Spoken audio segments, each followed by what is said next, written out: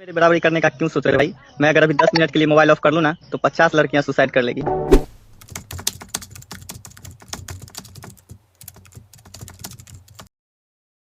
तो equivalent weight को लेके हमेशा कंफ्यूजन रहता है और दो तरीके के क्वेश्चन हमेशा आते हैं। एक तो इक्विवेलेंट वेट की डेफिनेशन को लेके, जो चलो आप रट सकते हो कि equivalent weight of substance is the amount of substance in grams which reacts और liberates 1 gram hydrogen, 8 gram oxygen, 35.5 gram chlorine, 80 gram bromine, 108 gram silver. तो ये तो हो गई डेफिनेशन, लेकिन इसके अलग अलग इक्विवेलेंट वेट के अलग अलग फॉर्मुले होते हैं डिपेंडिंग ऑन कंडीशन। जैसे पहला फॉर्मुला मैं डिस्कस करता हूं, इक्विवेलेंट वेट ऑफ एलिमेंट। किसी एलिमेंट का इक्विवेलेंट वेट अगर कहीं क्वेश्चन में यूज हो रहा हो, न्यूमेरिकल में यूज हो रहा हो या पूछ ही लिया जाए, तो आपको फॉर्मुला याद रखना है atomic weight upon valency. Atomic weight उस एलिमेंट का और वैलेंसी डिवाइड में ले जाओ। जैसे मैंने 3-4 कॉमन एग्जांपल्स लिख दिए। क्या? Equivalent weight of oxygen. हमेशा ये सोचा करो उसका जो आयन बनाओगे उस पर क्या चार्ज जा रहा होगा। जैसे ऑक्सीजन पे -2 होता है, जो 11th में ऑक्सीडेशन नंबर वगैरह पढ़ चुके हैं उनके लिए कॉमन बात है। तो equivalent weight of oxygen atomic weight 16 upon valency, ये नंबर लिख दिया करो नीचे इररिस्पेक्टिव ऑफ द साइन। 2 लिख दिया, आ गया 8। ऐसे ही मान लो पूछा इक्विवेलेंट वेट ऑफ हाइड्रोजन, इसका आयन सोचो +1 है तो 1 upon 1 atomic weight upon valency 1। ऐसे ही equivalent weight of chlorine, fluoride ion आपको पता है -1 होता है तो 1 लेंगे वहां से वैलेंसी 35.5 अपॉन 1 यानी कि 35.5। ऐसे ही equivalent weight of aluminium, aluminium की वैलेंसी सबको पता है 3 होती है, +3 इसका चार्ज मान लो